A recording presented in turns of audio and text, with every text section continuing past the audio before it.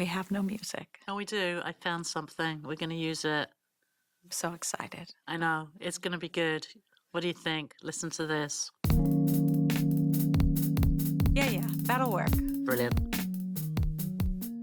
Hi, I'm Alison Seeger, and this is Feminism, Fascism, and the Future, a podcast about the rising threat of the anti-gender ideology movement and how we, as feminists, can fight back.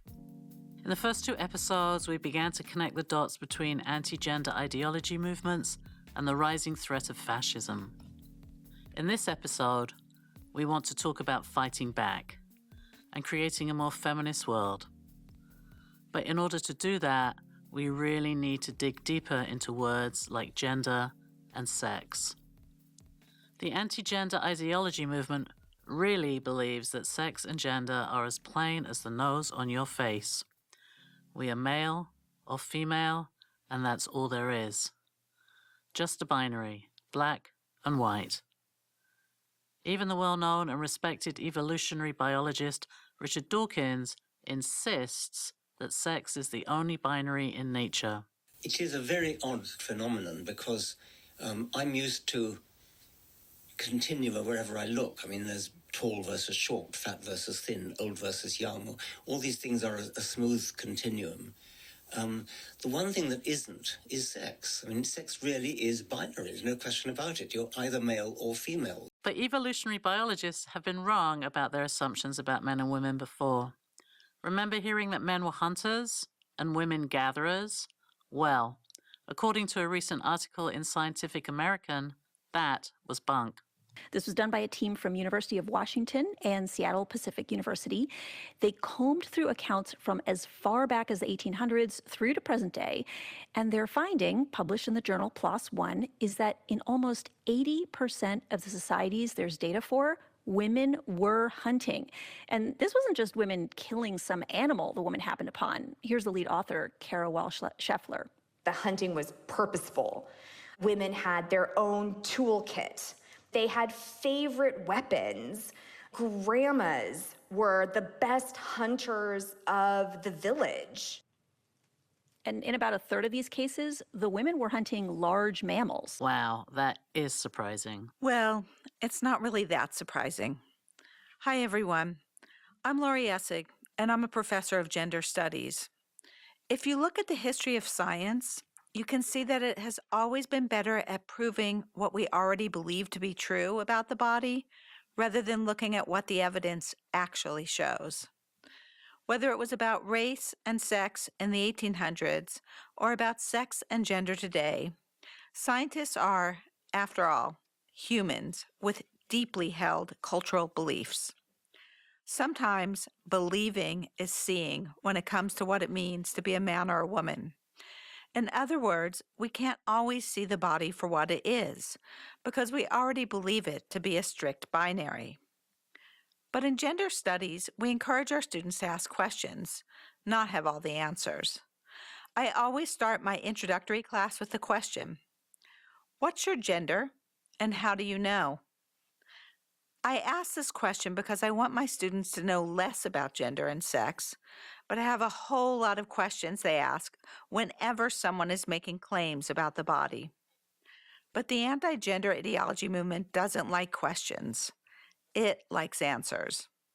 Conservative Ben Shapiro is very clear that he has all the answers about sex and gender. You've heard that some men have vaginas and that some women have penises. In the past few years, you've heard a lot of statements that sound like absolute gobbledygook. And if somebody with a time machine from, say, 5 years ago, moved forward about 5 years and heard these statements, they would think that they were absolute gobbledygook. And you've heard of pregnant men and men who chest feed and women who have prostate problems. You've heard that we shouldn't raise boys and girls as girls because we can't actually be sure that kids have the sex, quote unquote, assigned to them at birth. Most people, at least in the U.S., would not agree with Mr. Shapiro. Most Americans agree that gender is what gets imposed on the body, and men and women aren't really that different. A 2017 Pew Research poll showed that the majority of women and most Democrats believe that social expectations, that is gender, is what creates the differences between men and women, not biology. But most people believe gender is cultural and sex is biological. But sex can get pretty messy once we let go of the belief that bodies are simply male or female. Feminist biologists like Anne Fausto-Sterling talk about sex variations in intersex births, babies with XX null chromosomes, or babies with XY chromosomes who develop a vagina. In other words, in gender studies, we question all certainties, including the certainty that the body is a strict binary. Gender theorist Judith Butler once asked, "What if sex is gender all along?" What Butler meant was that the body, sex that is just as much a product of our culture as our roles as men or women. Maybe that's why anti-gender ideology activists burned effigies of Butler when they showed up for a conference in Brazil in 2017, equating a middle-aged professor from Berkeley with a serious threat to civilization. Saying that our bodies are not natural, but products of society and culture threatens the order of things. Patriarchy only works when people believe that men and women are really and truly different, that human bodies are not just male or female is not something religious and political conservatives are willing to accept. But the idea that sex might not be as simple as the anti-gender movement tells us it's not just theory, it's science. In the next segment, medical anthropologist Rebecca Jordan-Young explains to our colleague Judith Levine why the basic assumption of the anti-gender movement, that there are only males and females, is not backed up by science, but by ideology. I am a professor at Barnard College in the Department of Women's Gender and Sexuality Studies, and by training, I am a socio-medical scientist. So what I do is study exactly at the intersection of science and culture. I look at the way that social processes and hierarchies show up in the way that science is done. And I also look at the way science or ideas about science or scientific authority flow out into the culture and politics, in particular as a way to give authority to different movements and ideas. Am I correct that your focus of study really has been on the science and culture and politics of sex and gender? Oh, yeah, absolutely. I mean, although it's, I think as is true with a lot of people over the last 10 years or so, it's become obvious to me that you can't study that without having a really close eye also on class hierarchies, on racial hierarchies and racialization. But yeah, sex, gender, and sexuality started out as the core of what I do, and they're always heavily in the mix. How do you interpret the term gender ideology as it's being used by Ron DeSantis and other people in the right? It's a anxiousness about undermining traditional gender roles and the idea that it's moral decay broadly connected to gender and sexuality. One of the tenets of the anti-quote gender ideology movement is the body has an unambiguous sex. Tell us from the research you've done, what's wrong with that idea? Yeah, and talk to us a little bit about the diversity of biology of sex. Well, this is for me some of the most fun work and intriguing work that comes out of sexuality and gender studies in the last couple of decades. And in particular, I should note, I'm not sure I said this before, that I really work in science and technology studies. So people who have looked closely at so-called sex biology, and the reason I keep saying so-called here is that there was a period in academic feminist studies where the body was taken and used with the term sex was reserved for that which is biology and the body, the material world, and gender is the behavioral and social and normative parts of what we assign to male or female. And over time, looking very, very closely, in particular at developmental processes, it's become clear that there isn't such a clear separation. And while conservatives are very determined to assert that they aren't separated, but that's because those things that we identify as gender flow directly from and are a result of sex biology. What a lot of work in gender studies has showed is that, in fact, we can show the really deep material effects on bodies of social and historical processes related to gender. And there's beautiful work by Anne Fausto Sterling, for example, around bones. That is one of my favorite examples, where we look at something like differences in bone density as just a fact of differently sexed bodies, that because of different hormones and possibly because of something about sex chromosomes, men have higher bone density than women, and in particular at menopause, women began to rapidly lose their bone density and so on. But there's beautiful work that shows that the pattern of male-female difference is really variable in different times and places. And there's even a place that is right here where I'm sitting as we do this interview, which is Crown Heights, Brooklyn, where the so-called typical sex difference is actually reversed, and young women have higher bone density than young men. And this seems to persist all the way through the life. And that's within the Orthodox Jewish community in Crown Heights.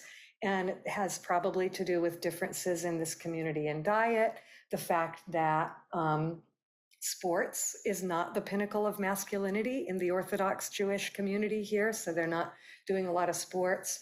And, everybody is dressing modestly and not getting a whole lot of sunlight exposure. And we could go into all the details, but the point here is there is this beautiful work that shows that our bodies, even something as solid and really literally solid as our bones, are responsive to the way that we organize gender activities. And so coming back to the notion that bodies are just naturally divided into these two absolutely homogeneous groups that are absolutely distinct from one another across all times and places is counter to all the evidence that we have. Usually when people are answering this, they'll go to something like, they'll go to the so-called intersex conditions, where the parts of the body that we think of as about sex don't always line up in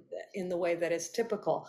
I like to be really expansive about it, but basically we could think that there are at least 5 different aspects of the body that are usually identified as a location or a determinant of sex. So you think the chromosomes with the typical patterns of XX, XY, well, those are not the only patterns. And sometimes there's XXY or XYY or XX or just X, and we could go on with those patterns. And then there are the gonads, which are, the testes and the ovaries. Well, sometimes people with XX chromosomes actually have testes instead of ovaries. And then there's secondary sex characteristics, things like waist-hip ratio, and there are hormones, the steroid hormones that are sometimes called sex hormones, which is a term I really like to avoid. So those aspects of the body are thought of as completely clustering together in a binary way that's either male or female, and they just all line up in what I call a package deal of sex. But they really don't always line up. The 3 that line up the most often are the chromosomes, the gonads, and the genitals, but even those don't always line up. The other ones are so far from binary that, simply dressing like the other gender can really confuse people a lot of the time. Bodies have never been strictly binary. They aren't now, they never really were. And so the idea that feminists are introducing some kind of craziness, just isn't right. Scientifically, there's no single place that you could ever point to in the body and say, here is sex. And when different parts of the body, quote, disagree with one another, you can't say, oh, well, this one is the gold standard. We're going to go to the chromosomes because that's the real truth. There are many, many cases where, when there have been disputes and it's been important to decide, it's the combination of medical experts, scientific experts, and legal experts have said, actually, no, chromosomes aren't always a good guide because, there are situations in which somebody might have so-called male chromosome patterns, but have lived and been recognized in their entire lives as female. Anyway, those are some of the examples. And the point is that bodies are not as simple as two tidy binary sexes. Dr. Jordan Young and her colleague Katrina Karkasas, a medical anthropologist, ended up becoming experts on the impossibility of sex testing in the Olympics, a practice that's been around since the 1960s, but has only ever been targeted towards female athletes, like the South African runner Caster Semenya. Katrina and I stepped into this work in around late 2011 when the International Olympic Committee had fairly recently created a new rule around testosterone levels. And they were touting that rule as a newly scientific way to separate the sexes for sex-segregated competition. And the idea was that, with that testosterone is this dimorphic feature that above a certain level, you're male and or you have, quote, male type, male typical, masculine advantage, and below that you don't have that advantage and that you can run with other women.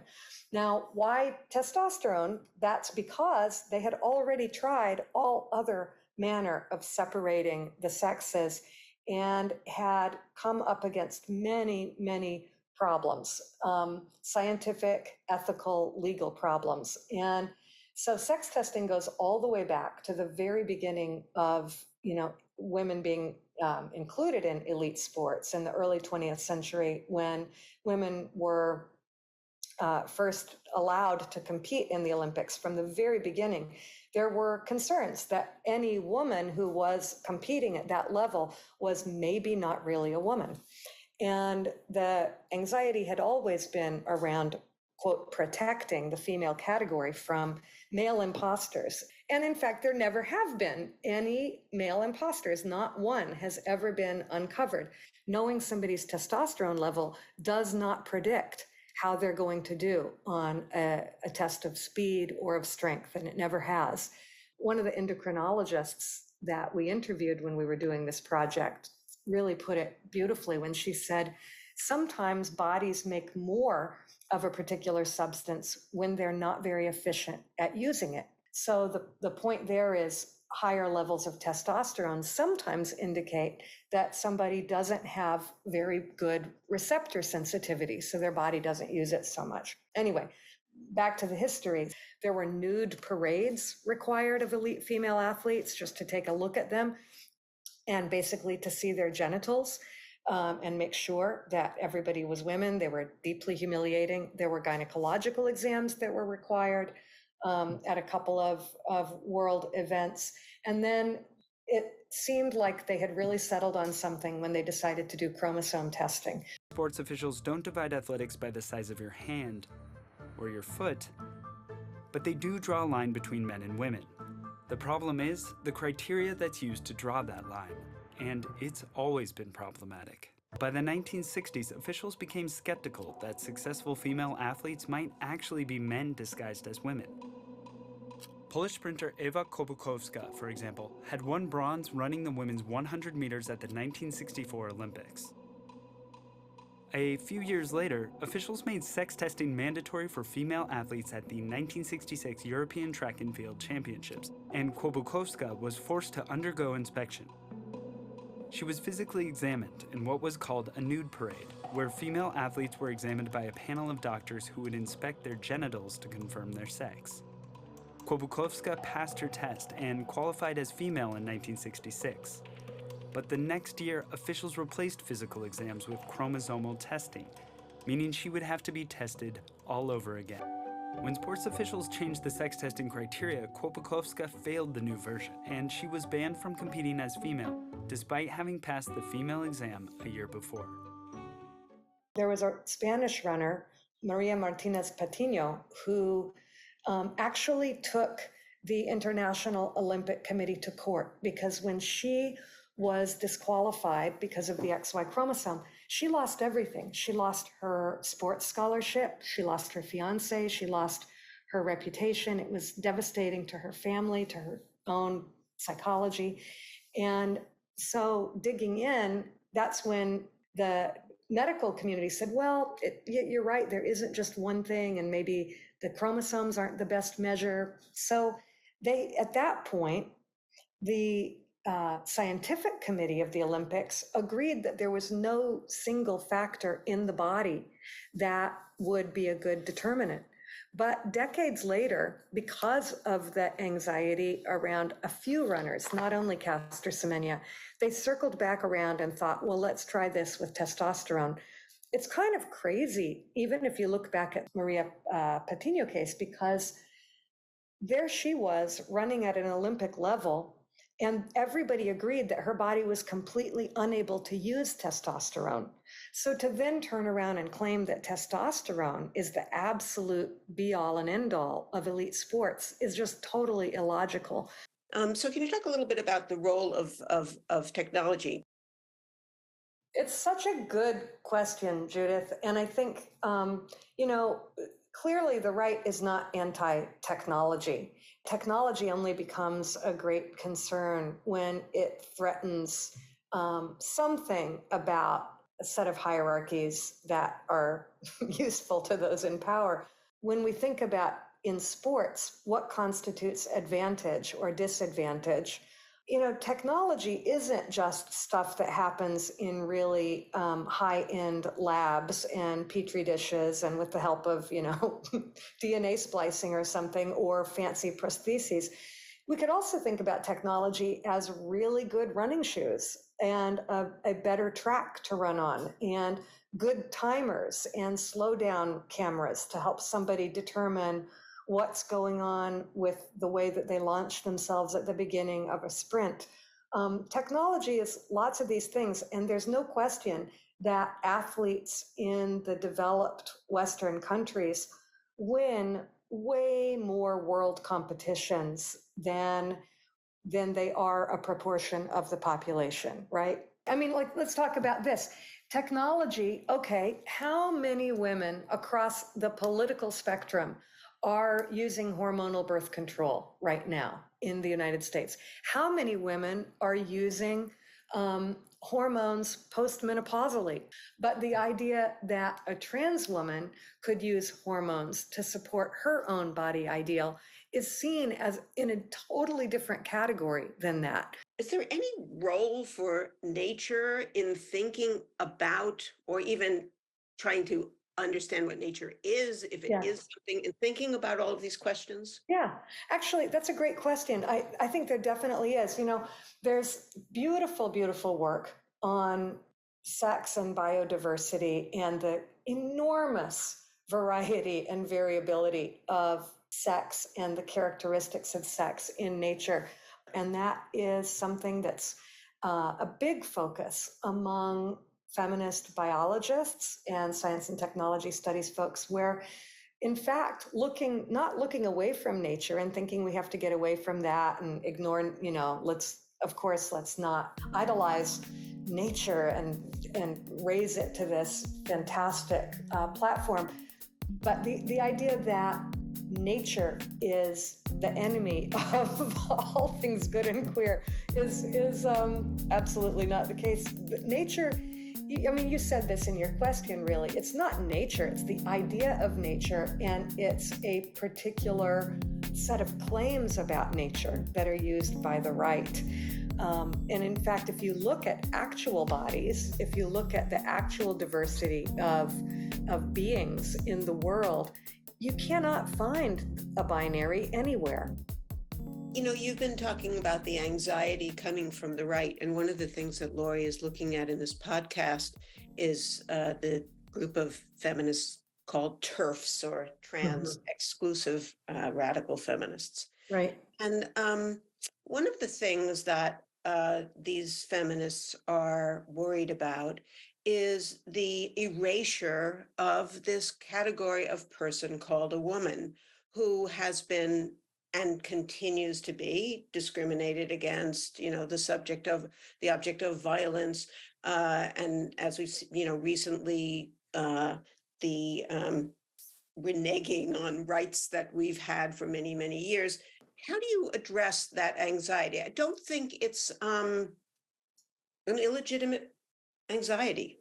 Yeah, well, I mean, the way I think of it is this is one of those places where I think it's most useful to immediately notice that the politics of reproduction, the politics of discrimination in general cannot be understood if you're thinking about a single axis of hierarchy and oppression. So to me, the most important way to engage with anti-trans arguments and the TERF category of argument in particular is to recognize that racialization and class oppression in particular mean that the forms of discrimination that sexism takes are extremely variable within different subsets of people, and that for a number of years, I've thought it's less useful to think about sexism as being about women being consistently across the board disempowered or oppressed than it is about the ways in which hierarchy that is based on gender normativity gets enforced. So, in fact, there's a lot of punishment for effeminate boys and men. And if those effeminate boys and men are also class insecure or racialized, they, really, really face violence, including sexual violence, at rates that even exceed the sexual violence that's faced by biological cisgender women. And when we look at sexual violence against trans women right now, especially trans women of color, that's very, very clear. Likewise, with reproductive politics, it's true that, the control of reproduction is something that's always been very important to the right, but the way that that's targeted and shaped, it matters a lot if you're talking about the reproduction of women who are seen as the potential mothers of the ideal population, as opposed to people who are seen as producing too many children for the ideal population, or producing, the wrong kind of children for the ideal population. And those are, again, poor women, women of color, et cetera. So I think it's, for me, the kind of protection of the category of woman has become less and less important the more tuned into the variegated nature of sexism and reproductive injustice and sexual violence. So what we can learn from Dr. Jordan Young is that science and facts about the body are not on the side of the right-wing anti-gender ideology movement, but they're also not on the side of trans-exclusionary feminists who are insisting we have to protect the category of women without considering how people who are poor or BIPOC or trans are especially vulnerable to patriarchal violence. And Dr. Jordan Young is really asking us to complicate this category of women to consider how things like race and class and nation shape the body. In the next section of the podcast, Laurie Essig and Catherine Wright talked to Julianna Neuhauser about this strange overlap between trans-exclusionary feminism and the far-right anti-gender ideology movement. My name is Julianna Neuhauser, and I'm Mexico-based translator, researcher, and part-time journalist. I generally focus on anti-trans movements and anti-gender movements, both locally and on the international level. And Juliana, I wonder if for our audience, you could explain what the anti-gender movement is, and in particular, the different groups it targets. The anti-gender movement is a movement that, well, there's two forms to it. There's the classical form, and then there's the reloaded version. And the classical form is that it's a conservative movement, classically conservative, like generally organized through religious organizations to oppose feminism and LGBT rights.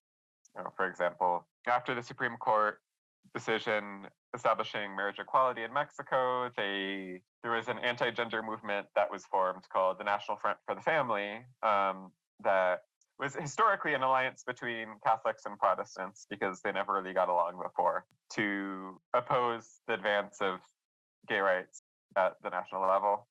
Like that's the classical form, right?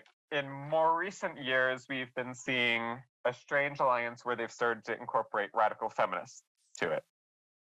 There was an event in the Federal Chamber of Deputies here a couple months ago, where the National Action Party, which is the right-wing party, it's very close to the Catholic Church, anti-abortion, all the general social conservative positions you can imagine, invited in Laura Lucona, who's a radical feminist and lesbian militant, to present her book there. And in the question and answer section, and generally in the discussion that followed the presentation of the book, people were explicitly saying, we are going to have a truce on abortion in order to stop trans rights. And so that's like the reloaded version. So I think for a lot of our listeners, and for me, it's confusing that radical feminists would ally themselves with far-right political parties and movements. So I would say that we would have to look to the US there, because there was a series of things that happened in the US about 10 years ago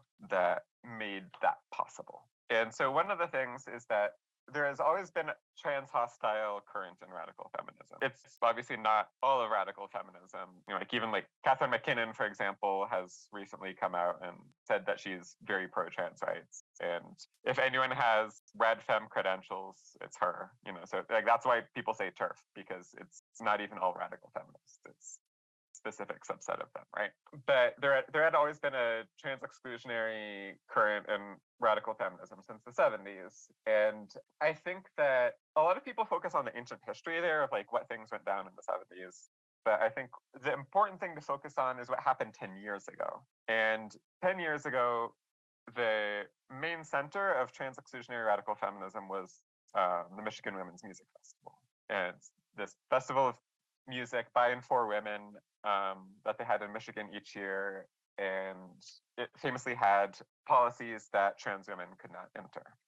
And there had been protests there outside the festival since the 90s, but what happened in 2013 was that the Indigo Girls, who were one of the most popular bands in lesbian music circles, said that they would no longer play there unless the festival changed its policy. And then that led to a bunch of other bands to also cancel their appearances at Mitch Fest. And the festival finally closed in 2015.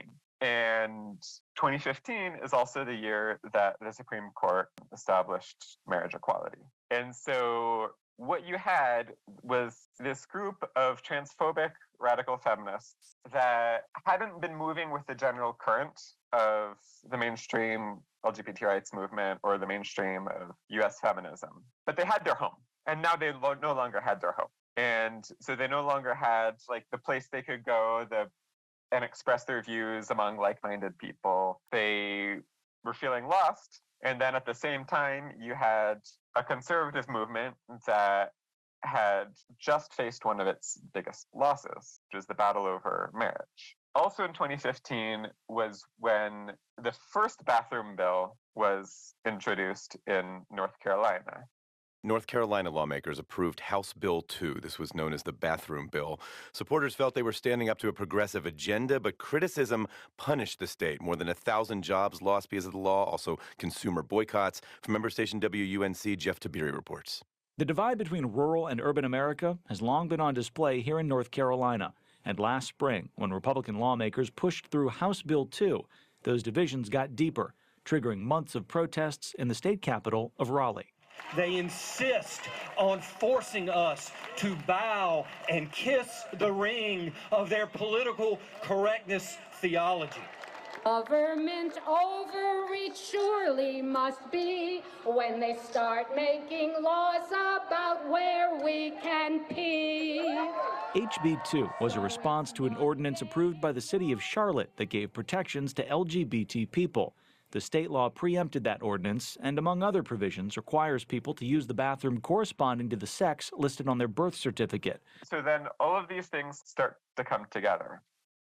These people start to find each other. They finally come together at a conference called Hands Across the Aisle in 2017 that was organized by the Heritage Foundation that brought together exactly the transphobic rad femmes that were finding themselves increasingly on the defensive because they no longer had their space, but also they were finding themselves increasingly under attack within the mainstream LGBT rights movement. And they found that place within this strange new alliance. And what the conservatives got out of it, and they've explicitly said this, is that they realized that speaking about their opposition to queer rights from a religious perspective didn't gain them many recruits, and it didn't gain them much sympathy.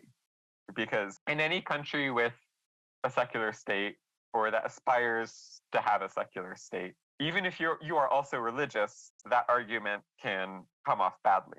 And what the TERFs gave them was secular arguments against trans people. And so instead of speaking about God made you that way, like Pope Francis does, they got, this is unfair to women in sports.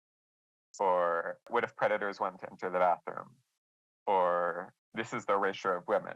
And those arguments are much easier to sell to a mainstream public because they are seemingly reasonable concerns. It's true that a lot of people who were previously fighting for gay rights and women's rights, a lot of everyday feminists, are now convinced that the current movement for trans rights is a threat to women and girls. Here's one of my earlier heroes, tennis superstar and gay rights champion, Martina Navratilova. And I find it peculiar that we are only seeing this from one side, with trans women taking up space in women's spaces, but we do not hear the same of men having to define what a man is. So wonder why that is. Of course, I again come from a sporting viewpoint, and what is fairness. So I really come from it at this whole issue from position of fairness for women and girls competing in sports, because with sports biology matters. This idea that trans women are hurting cis women and girls in sports, or that trans rights are erasing the category of women, has become a popular talking point, not just for the far right, but many lesbian and gay activists and feminists like Navratilova. What is it about that rhetoric that is working so well? And the reason I ask is because I want to know how to fight it. Like, how do we disrupt the power of that rhetoric to create feminist alliances? I would say that one of the reasons it functions is precisely because one of the patriarchal impulses is you are supposed to protect the indefenseless, kind of like the quote-unquote positive side of patriarchy, right? Where, like if you think of patriarchy as a contract, the men have the power, and in exchange for that power, they function as protectors of at least the women and children in their immediate, basically looking for this contract to be reestablished. That many women in the conservative movement saw that it's better to submit to one man who will function as a protector for me than to face a freer world with all of its dangers. Because I don't think trans-exclusionary feminism has a huge place in mainstream feminism in the US, whether it's the Women's March or the university, but it's obviously growing. I think what's happening is the rhetoric is growing among people who identify as feminists or LGB, and the rhetoric involves this notion that women worked really hard to create women's sports and that this is somehow a liberating or liberatory project. I don't know that it is. It seems to me a project designed to reinforce the gender binary, but putting that aside, there's this sense that we fought really hard to have this and now it's being taken away, right? These are just run-of-the-mill feminist lesbians who I encounter in my daily life. And I'm wondering how we can speak to them. How do we create alliances with them that are about focusing on what's really coming for their rights, which is a global fascist movement, and not focusing on that one trans woman who did well in the swimming competitions, whatever, right? Because how many trans women are competing in sports, and the sense that they're taking over or going to destroy sports seems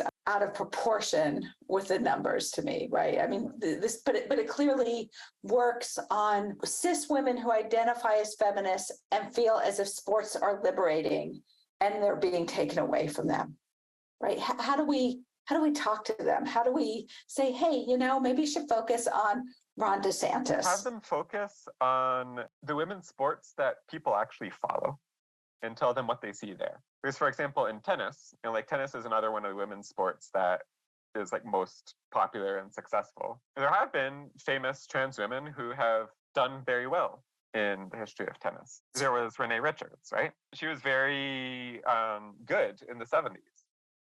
And we haven't seen anything like that since.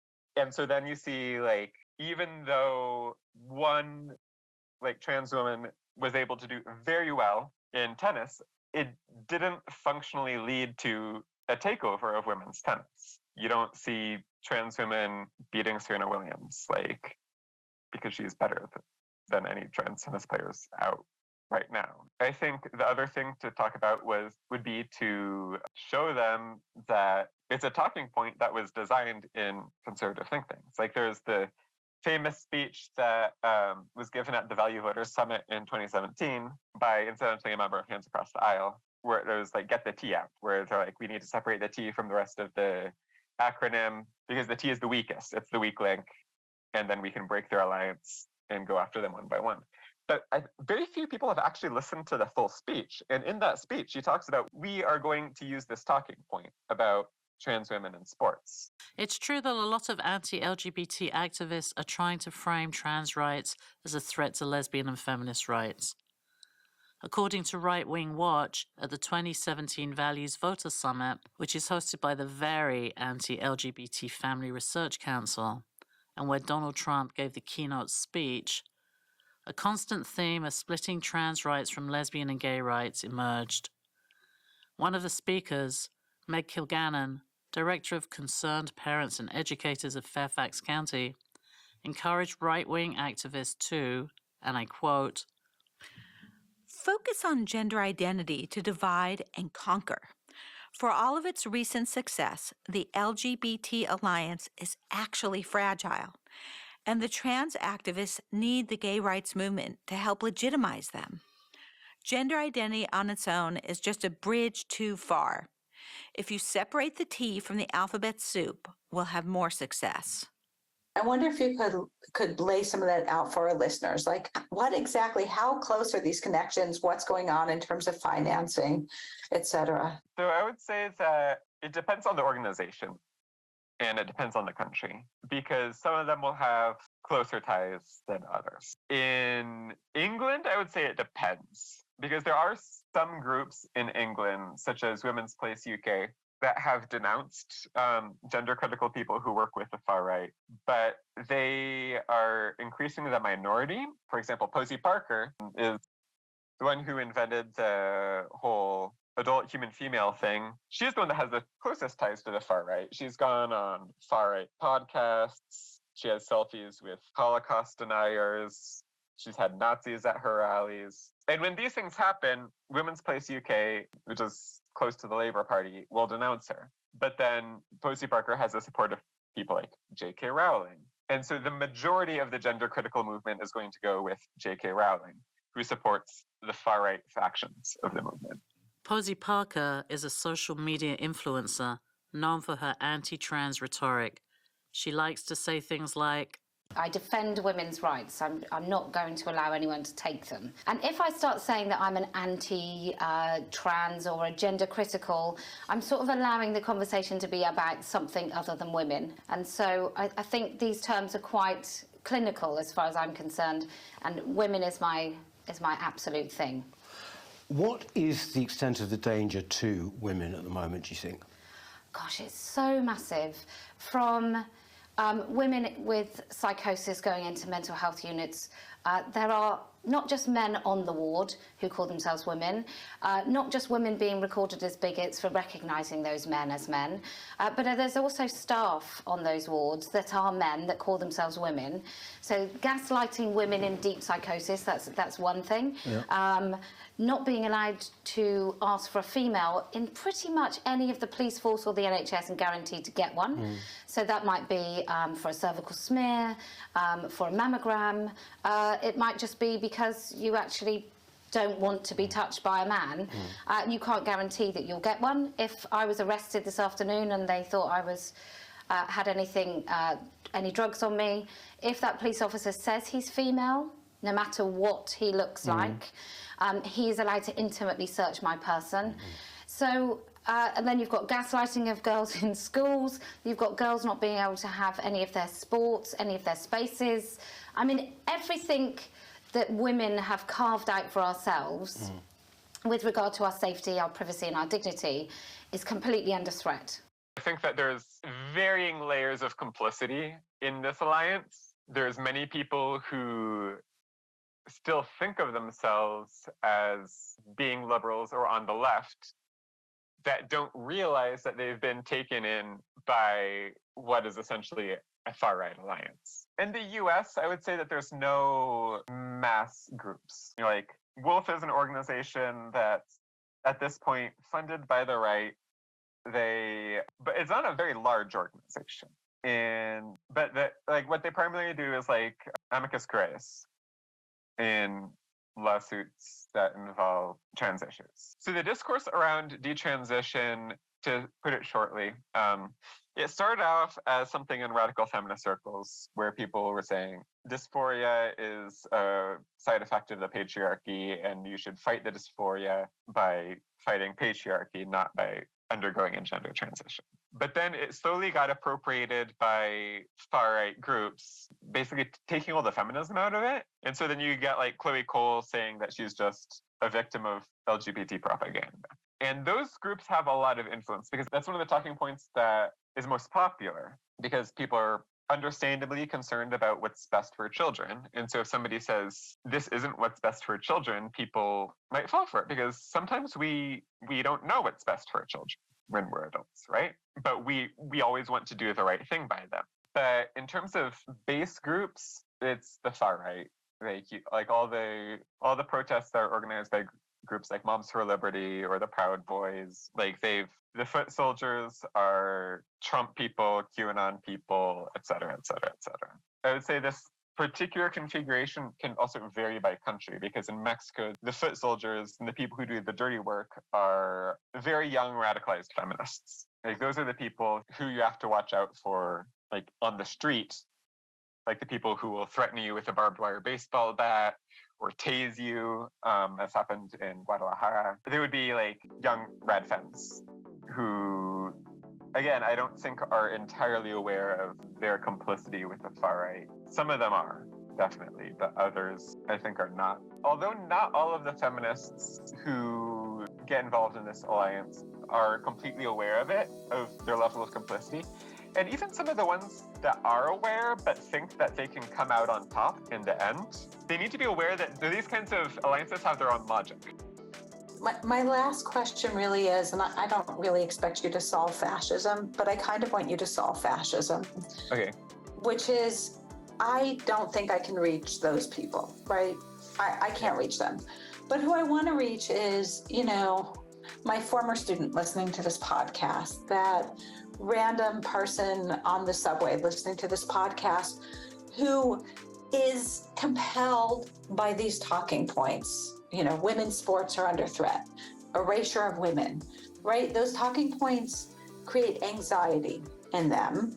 Reasonably so. We live in highly patriarchal societies that would love to destroy women and girls. And so how do I convince them to stop worrying about who the hell is in the bathroom stall next to them and start really worrying about this right-wing global fascism that is in Spain so deeply, that is in the United States so deeply, that is in Mexico, that is in Poland, that is in Russia, that is in Brazil, right?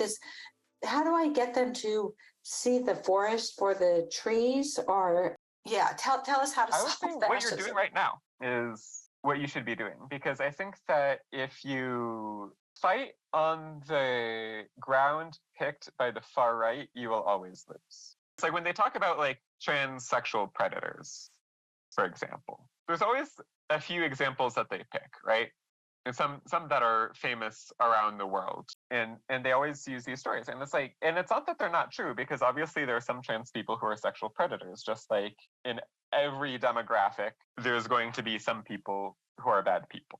No one is safe from that. There's going to be some Jews who are bad people. Weimar Germany, there were some Jews who were pedophiles, because there's pedophiles in every group. But then those pedophiles were the ones that were used in Nazi propaganda to say, this is the way Jews are, right? Right. So if you fight on the ground of the framing that they use, you will always lose. Because yes, you can take out the statistic saying like, these people are not representative of the general population, they're not statistically a threat to you, but that accepts the framing of the right. We need to focus not on the bathroom issues or the sports issues or whatever. We need to create the counter narrative, which is what's actually going on here. Why is it that, like in Mexico, there are podcasts where there's trans-exclusionary radical feminists doing interviews with neo-Nazis, and they'll mention La Lucona, and then people on the other side will talk about the Turner Diaries. That's what we need to focus on. And if we focus on that counter narrative of, well, who are these people promoting these messages and what do they want? It gets pretty scary pretty quick. Like, you don't have to scratch a lot of them that deep to find links to the far right, whether it's Vox in Spain or Tommy Robinson in England or the Proud Boys in the US or the Yunque or these fascist groups in Mexico. And if we focus on that narrative rather than responding to the talking points that they're trying to give us, then I think we will have much better luck in combating it. So here we are in this topsy-turvy world where an anti-scientific view of sex and the body has left both the far right and trans-exclusionary feminists to form a strange alliance. And this far right and trans-exclusionary feminist alliance is something that is happening all over the world, because it's easy to convince people that sex is simple, even if science says otherwise. That's why the Hazte Oye, or Make Yourself Heard movement in Spain was so successful with their free speech bus that appeared all over the world. With simple graphics and common sense language, the free speech bus announced, "It's biology. Boys are boys and always will be. Girls are girls and always will be. You can't change sex." But it's not biology that the far right and trans-exclusionary feminists are relying on. It's ideology. And ideology always prevents us from seeing things as they really are. In the next episode, we go to Mexico City, where the far-right ideology and trans-exclusionary feminism are getting into bed together to fight against trans rights. But the right also wants to end abortion rights and gay rights and women's rights. In Mexico City, we explore how this is all happening and also how feminist and queer activists are fighting back with everything from academic seminars to online protection groups to legal and legislative actions. We hope you'll join us in episode 4 to find out more about how the anti-gender ideology movement and fascism are traveling the world. Hey, I want to thank all the people who made this episode happen. Rebecca Jordan-Young and Julianna Neuhauser for taking time to speak with us. Judith Levine for jumping in and asking how she could help. Catherine Wright for helping conduct the interview with Juliana. Julian Seeger-Reed for his magic with sound production. And as always, Allison Seeger for being executive producer, editor, and ombudsperson extraordinaire.